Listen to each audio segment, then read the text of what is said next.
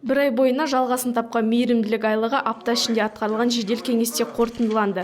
Жауапты азаматтардың сөзіне сай, Степногорск қаласында халықтың 29%-нан астамы зейнеткерлік жастағы және ерекше қажеттіліктері бар адамдар. Жыл басынан бері жергілікті бюджет қаражаты есебінен 2900-ден астам адам әлеуметтік қолдаумен қамтылған көрінеді. Іс-шаралар жоспарына сәйкес қазан айында қала, кент, ауыл және ауылдық округ әкімдіктерімен қайырымдылық түскі ас, концерттік бағдарламалар, алғашқы ардагерлер ұйымдардың фестивальдары, халық шығармашылығының көрмелері, ерекше қажеттіктері бар тұлғаларға арналған спорттық мерекелер, тақырыптық кездесулер және басқа да іс-шаралар өткізілген.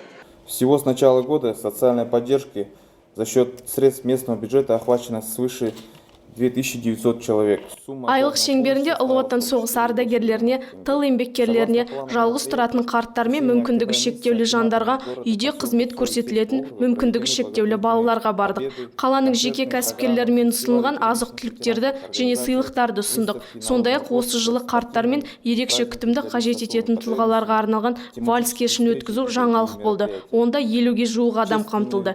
Белсенді қатысушыларға алғыс хаттар мен сыйлықтар табыс етілді. Баяндамашының айтуынша, айлық аясында ұйымдар, кәсіпорындар, қала мен кенттердің жеке кәсіпкерлері тарапынан 5 миллион теңгеден астам сомаға 1682 қарт адамдарға және мүмкіндігі шектеулі азаматтарға азық-түлік жиынтығы түрінде әлеуметтік демеушілік көмек көрсетілген. Сондай-ақ дәстүрге айналған Степногорск қалалық емханасы ашық есік күнін ұйымдастырып, онда 321 қарт адам қамтылған. Қабылдауды емхананың барлық дерлік мамандары атқарған көрінеді. Жалпы алғанда қайырымдылық айлығы аясында барлығы 12500 қарт адам қамтылған. Баяндаманың соңында шаһар басшысы аталмыш жұмыстарды одан әрі жалғастыруды тапсырды.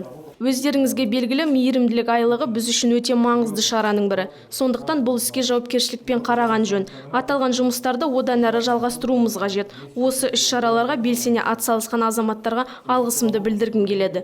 Жиналыс жалғасында тұрғын үй коммуналдық шаруашылық бөлімінде жергілікті полиция қызметі мен төтенше жағдайлар басқармасына жүктелген міндеттер бойынша ағымдағы сауалдар назарға алынды. Жоспарлы кеңес барысын қорытындылаған шаһар әкімі Еркебұлан Баяхметов өткен аптада Ақмола облысына арнайы іс-сапарымен келген Қазақстан Республикасының президенті Қасым-Жомарт Тоқаевтың тапсырмасына орай Ақсу, Бестөбе, Изобильное кенттері автомобиль жолдарының сапалы жөнделуін қадағалау қажеттігін атап өтті.